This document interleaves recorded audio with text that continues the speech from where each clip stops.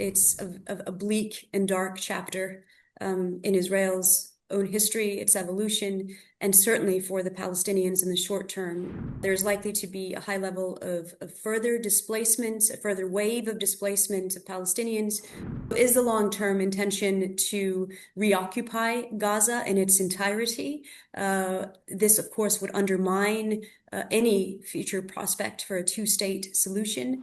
The concern is that this was the plan all along, the full-scale annexation of Gaza.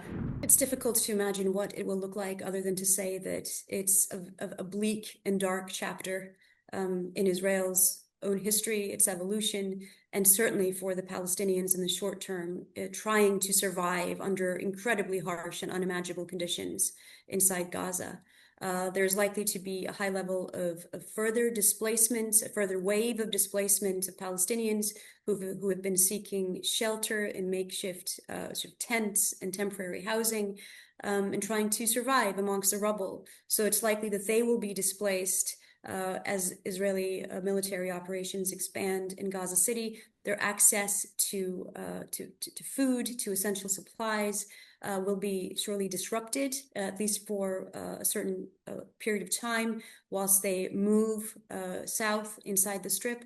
But there's a high level of uncertainty as to civilian safety, Palestinian safety, and their human security inside Gaza should this plan take place, and it looks like it is likely to in the coming days, even if it's in a more localized operation in Gaza City. So the implications will be far-reaching. It's very difficult to be able to determine the full extent of the harm that Palestinian civilians may suffer, but I think it's fair to say that this is an unnecessary escalation, and it's very unclear how this serves Israel's long-term strategic objectives, and it's very unclear when this all will come to a conclusion, because the continuation of the military operation inside Gaza does not seem to be serving Israel's overall security or its goals. Well, the idea behind this has been that Palestinians, tens of thousands of Palestinians, would be displaced, probably down south in the Gaza Strip, and localized in what Israeli planners have been calling a humanitarian city.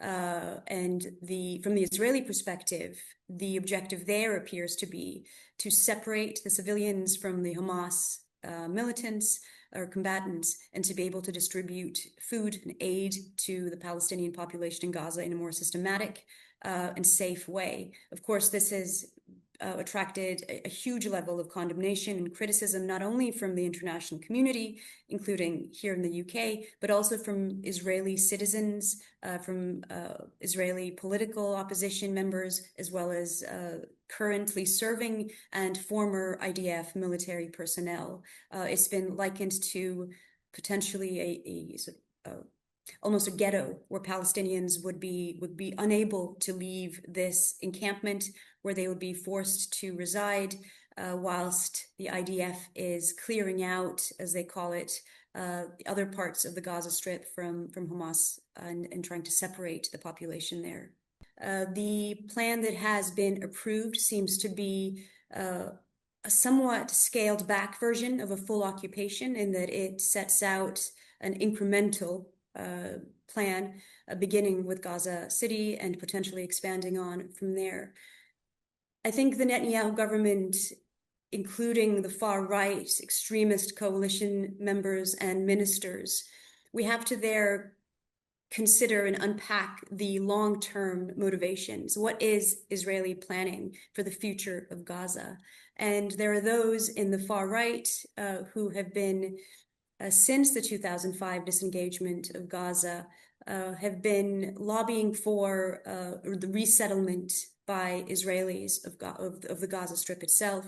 The rationale there being that only this step would be sufficient to stop or to prevent a future 7th of October-like attack.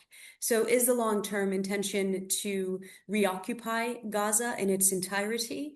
This, of course, would undermine any future prospect for a two-state solution.